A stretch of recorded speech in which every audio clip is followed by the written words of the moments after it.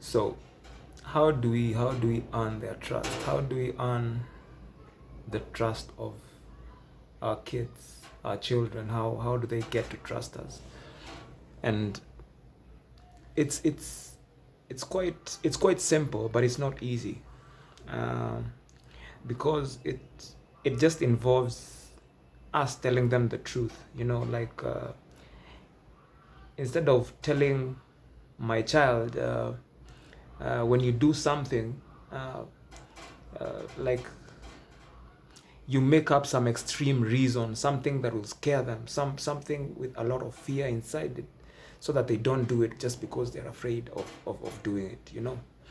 But if you tell them the truth, like, we don't do this because it's gonna hurt you in the long run, or don't do this because it makes you feel like this after a while, or this is how you should be doing because it has good benefits later. you know like, you're telling them the truth in that kind of way, because you want to let them, at one point you're going to let them go out on their own. you know and when you let them go out on their own, they're going to find out for themselves. And if they get out there and find out for themselves, and then they find out that you lied about them, you lied about the certain a certain situation, just to get them to behave a certain way, just to get them to do what you wanted them to do, then they kind of lose their trust towards you. Your word becomes controlling and selfish and manipulative. But if we tell them the truth, and then, for example, you tell your son, you know what, don't go out there drinking, because when you drink, you're vulnerable to so many things. Don't take too much alcohol, just take enough, or avoid it if you can completely. Don't take this, don't take that, because it has this kind of effects.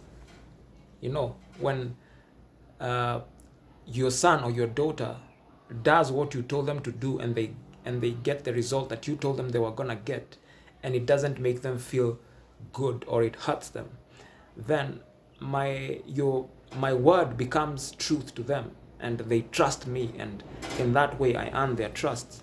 And in the story we were looking at recently of the prodigal son who left, his father teaches him, you know what, we don't do this with this. The reason why we live the way we live is because it's very beneficial for us, and it's good for ourselves, and it's good for our bodies. you know but the son at some point disagreed with the lifestyle of the father. I this living in a farm every day, going to the farm, it's not my thing, dad. Let me go out there, look for something else to do. Maybe hang out in the club a bit, start a few businesses here and there, sell a few things here and there. And he goes out there and he finds out, oh my god, yeah, my dad was right, and he was actually telling me the truth. All the things that he told me, this thing would the things would happen, happened. And by the time the son comes back home, he's coming back home convinced, now I want to live. I trust my dad completely. Like, my dad is just, he loves me, and I am convinced, and I am sure. And at that point, you have won your son's love, you have won your son's trust, you have won your daughter's love and trust, because your word turned out to be true. But for instance, if I use a lot of fear, and then my son goes out there and he realizes, and my dad was just trying to get me to stay in the house, to not go talk to these other guys, But if it's the truth, then you earn the trust. And some parents think that just because you gave birth to your son or your daughter, you don't need to earn their trust. But that is completely wrong. Just because you gave birth to someone and they are your child, it doesn't mean that they should love you immediately. It definitely means that you should love them unconditionally, because you gave birth to them and they didn't ask you to give birth to them. So me as a parent, I don't have any options. I have to love my kids, But for them, they do have an option. If what I'm telling them is not in their own best interest, they have a right to step away from me.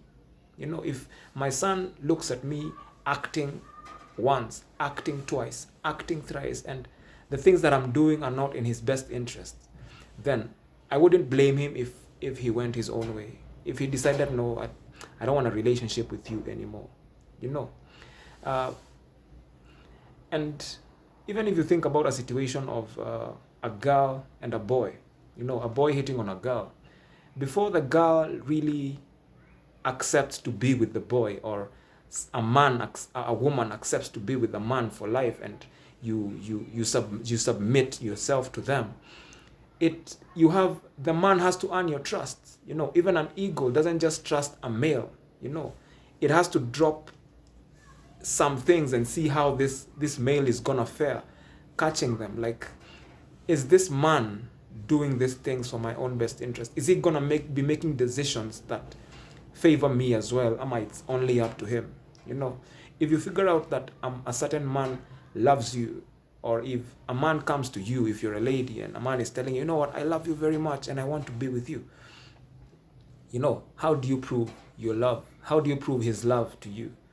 You prove his love by the things that he does. If he's doing things for your own best interest, not all the time, of course, he's not perfect, but you see most of the time, like, yeah, he's thinking about me, he's thinking about his children, he's thinking about his family, then yeah, now he can earn your trust.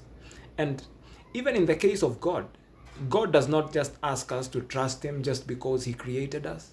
He gave his only begotten son. He tells us, I love you. How do I show that I love you?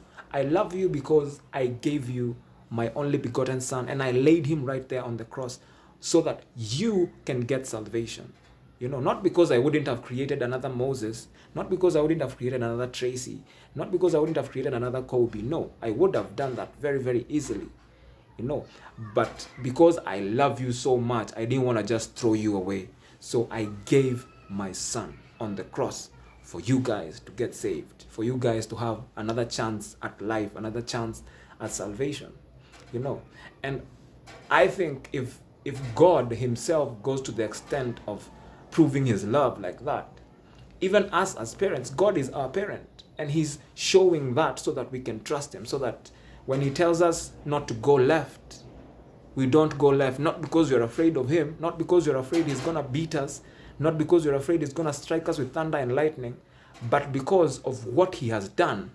I trust him now, and I can take his word for it. When he tells me there's danger on the left side, he gave his son. Why would he lie to me about danger on the left side?